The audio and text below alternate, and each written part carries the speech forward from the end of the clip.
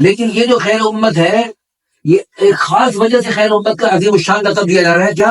امر بالمعروف نہیں عن المنکر کرتی ہے، تأمرون بالمعروف وتنہون عن المنکر وتؤمنون باللہ. تو ہم سب کی یہ ذمہ داری ہے.